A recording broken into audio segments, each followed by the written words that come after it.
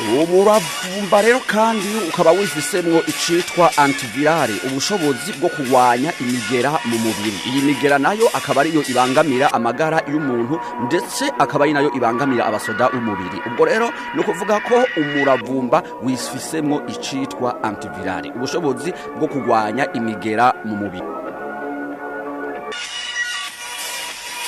Umuravumba rero ukaba wifisemwo icitwa antitermike igwanya inzoka zo munda. Mwese murabizi yuko kuva kuri basokuru na basokuruza ubwo umwana yaba agwaye inzoka baramura umuravumba bakavuguta bakamuhereza. Ni kubera ko uyu muravumba usanzwe wifisemwo icitwa antitermike gisanzwe kigwanya inzoka zo munda. Mbivuga nuko amoko y'inzoka umuntu ashobora kugwara ni menshi cyane, harimo izitwa za tenia, izitwa za ingiristome, izitwa za amibe, musipa ndetse n'izindi zigiye zitandukanye. Ubwo rero simvuze ko umuravumba uzivura zose, oya, ahubwo uvura zimwe mu moko y'inzoka aba ari munda. Kubera yuko no kwa muganga uragenda bakaguha umuti, mugabo uwo muti baguha ukavura inzoka, mugabo mu nzoka uri kuravura atari amibe. Wabugwaye amibe naho bakaguha umuti wa amibe, mugabo bicavuze ngo baguhaye uwa ingiristome.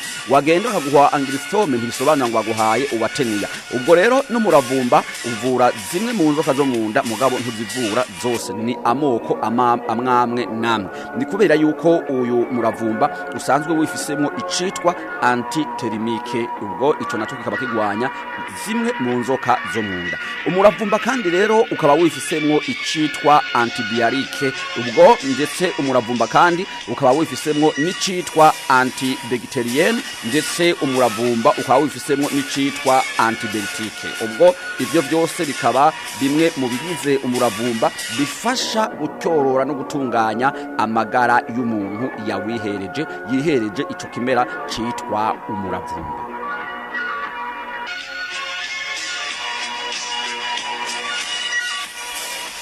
Umuravumba kandi rero ukaba wifisemwo icitwa anti-allergique, umuravumba umuti uvura angine. No kuvuga yuko iki citwa anti-allergique ni kimwe mu bifasha umuntu kumuvura ingwara yitwa angine. Iyo nayo akaba ari imwe mu ngwara ikunda kubangamira amagara yacu akeshi na keshi. Ubwo rero mu gihe wagwaye iyi angine no kuvuguta umuravumba ukihereza, tubaza kubabwira ingene umuravumba bawihereza, ingene bawufata n'ingene bawupima. Turabibabwira byose muri kino kiganiro.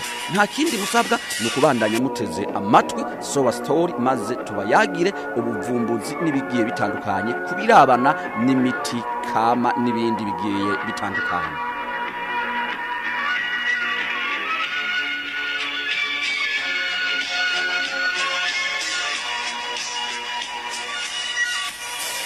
Umuravumba rero kandi akaba ari umuti uvura ingwara bita bronchite. Iyi ngwara ya bronchite ikaba imwe mu ngwara zivugwa n'umuravumba. Umuravumba rero bakaba ukoramwo icitwa cosmetique. Iki citwa cosmetique ni umuti utuma uruhu rw'umuntu rukayangana nkaho ruba rwasizwe isabune canke se amavuta. Muzobona aho umuntu usanga afise urukoba rwagataraye, ugasanga umuntu afise uruhu rwagataraye ku buryo nyene ruba rwumye, ndetse hagira nko mu cihoho no kugatara rukagatara nyene, ugasanga umuntu urukoba rwiwe kabisa ntirumeze neza. Ico gihe rero no kuvuga yuko bumwe mu buryo ashobora kwifashisha ni ukugira gute, ni ukwisiga umuravumba canke se ukunwa umuravumba canke se kuza arawukoresha mu vyo kurya. Ico gihe uruhu rwiwe ruroroha, ndetse rero abahanga bo bakaba ukoramwo isabune canke se amavuta yifashishwa mu korosha umubiri. Ubwo rero nyimba umukobwa ukaba waroroheje umubiri kugira ngo umubiri wawe uyagayage,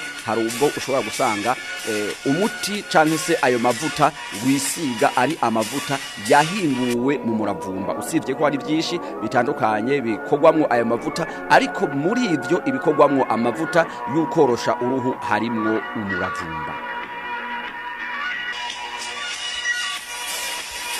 umuravumba rero kandi akaba ari umuti uvura ingwara bita infection ni imwe mu ngwara zibangamiye amagara y'abantu muri bino bihe turimo, aho usanga abana, abamama ndetse n'abashinga ntahe ugasanga abantu benshi baragwaye ino ngwara bita infection, ndetse ikaba ifise n'amoko atandukanye. Hariho infection yo mu maraso, infection yo mu magufa, infection yo mu mitsi, yo mu bwonko n'izindi infection zigiye zitandukanye.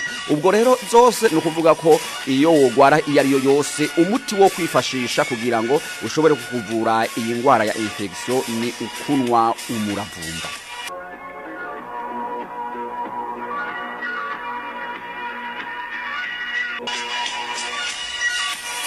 Umuravumba rero kandi akaba ari umuti uvura ingwara bita caridentelle. Iyi ngwara ya caridentelle ni imwe mu ngwara z'amenyo. Nivyo wavyumvishije neza, amenyo ari ubwoko butandukanye. Hariho ukugwara amenyo akaba ababara, hariho ukugwara amenyo akirabura, hariho ukugwara amenyo akabozoka, amenyo akagenda yivungura, hariho ukugwara amenyo ukumva imisonga itera mu menyo, hariho ukugwara amenyo akagenda asatagurika, hariho ukugwara amenyo akamerera ahatariho, n'ubundi buryo butandukanye amenyo ashobora kugwaramo. Ubwo rero no kuvuga yuko imwe mu ngwara yitwa caridentelle, ingwara y'amenyo, umuti uyivura ni umuravumba. Ubwo urumva yuko kuvyukuri umuravumba uvura ibintu byinshi kandi bigiye bikomeye, na cyane ko biba ari bimwe mu bibangamira amagara yacu. Ubwo rero iki kimera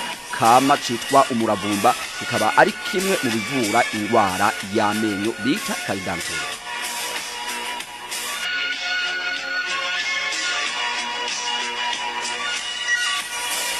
Umuravumba rero kandi akaba ari umuti uvura ingwara y'ibihushi. Nivyo wavyumvishije neza, ingwara y'ibihushi ni ingwara izwi cyane, ndetse ingwara abana bakunda kugwara. Iyi ngwara rero yitwa ibihushi, umuti uyivura akaba ari umuti bita umuravumba. Ndetse umuravumba kandi akaba ari umuti uvura uvyimbura ibivyimbe. Iyo umuntu afise ibivyimbe canke se akaba afise ubuvyimbe runaka ku mubiri, ni ukuvuga kugira ngo ashobore kwivy'imbura akoresha umuti bita umuravumba. Ubwo umuravumba ni umwe mu miti ivyimbura ubuvyimbe.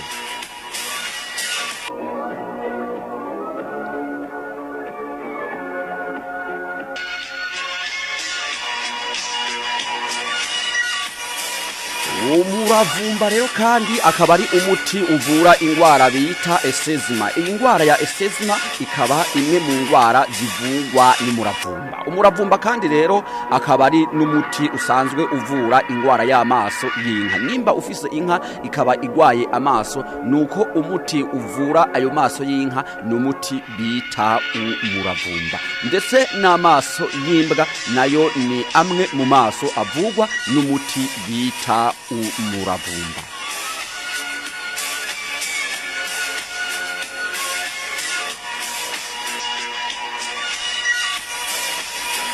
Umuravumba rero kandi akaba ari umuti usanzwe uvura ingwara bita inkorora. Nivyo wavyumvishije neza, ingwara yo gukorora, ingwara bita inkorora ni imwe mu ngwara zivugwa n'umuti bita umuravumba. Ubwo mu gihe ubugwaye inkorora ni ukwivura ukoresheje umuravumba. Wo kwibaza rero ati none umuravumba bawukoresha gute? Reka navyo ndabikuyagire ingene umuravumba ukoreshwa mu gihe ubufise ingwara iyo ari yose muri izo tumaze kudondagura. Nyimba utarakora sabone mu cubahiro cawe, ndagusabe ukore sabone kuri Sowa store. Nyimba ataco gutwara ataco bikononera, kandi ndibaza ko nta na kimwe bishobora kukononera, usivye yuko ubaye umunyamuryango ukaba umwe mu bantu bashikwaho n'ikiganiro ubuvumbuzi kiba giciye kuri Sowa store, ndetse n'ibindi biganiro bikagushikira mu bambere ataco vyiriwe biragusaba. Ubwo rero ndagusaba mu cubahiro cawe ukore subscribe, hanyuma twibandaniriza.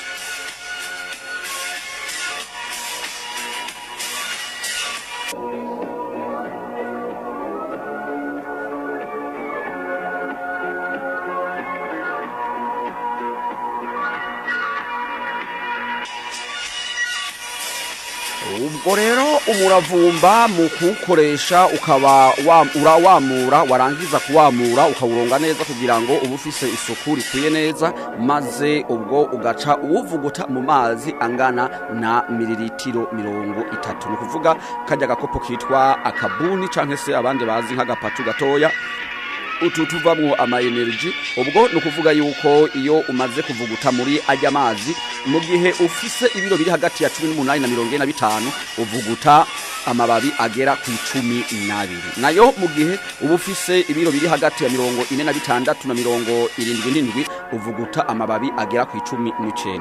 Nayo mu gihe uba ufise ibiro biri hagati ya 78 n'ijana na 4 uvuguta amababi agera kuri 26 ukayavuguta mu mazi angana na miliritiro zigera kuri 30. Ico gihe rero no kuvuga yuko uca uwihereza mu gitondo no ku mugoroba, ibyo ukabikora iminsi 3 ikurikirana. Mu gitondo no ku mugoroba iminsi 3 ikurikirana. Mu gitondo unwa ica kabiri ca miliritiro 30, no kuvuga miliritiro 15, ku mugoroba ukanwa miliritiro 15. Ibyo ukabikora iminsi 3 ikurikirana, mu gitondo no ku mugoroba, mu gitondo no ku mugoroba. Ubwo bivuze ngo uwihereza gatandatu mu minsi ingahe? 3, mu gitondo no ku mugoroba. Nkibutsa yuko nyimba ufise ibiro biri hagati ya 18 na 45 unwa amababi 12 yonyene niyo uvuguta. Hanyuma nyimba naho ufise ibiro biri hagati ya 46 na 77 ukavuguta amababi 19. Nyimba ufise ibiro biri hagati ya 78 n'ibiro 104 naho ukavuguta amababi agera kuri 26. Nuko niko bimeze. Hanyuma nyimba ufise ibiro biri hagati ya 18 na 45 urashobora kuwukoresha mu guhekenya. Ico gihe ntabwo biba byemewe kuri wewe yuko wo ukoresha mu kuwuhekenya, ukoresha mu kunwa gusa. Hanyuma umaze kuwufisa ibiro 46 na 77 biremewe yuko ushobora guhekenya ibabi n'igice byose ukabihekenya ukabimira atana kimwe uciriye. Nayo mu gihe ufise ibiro biri hagati ya 78 n'ijana 4 uremerewe kuba wohekenya amababi 2 n'igice cyangwa se 3 bitewe n'ukuntu angana. Ubwo ukayahekenya ntihagire na kimwe ucira. Ubwo ariko byumvikane neza kuba bafise ibiro biri munsi ya 45 ntibemewe kuwukoresha mu buryo bwo guhekenya. Ibyo ntibiba byemewe kuri bo.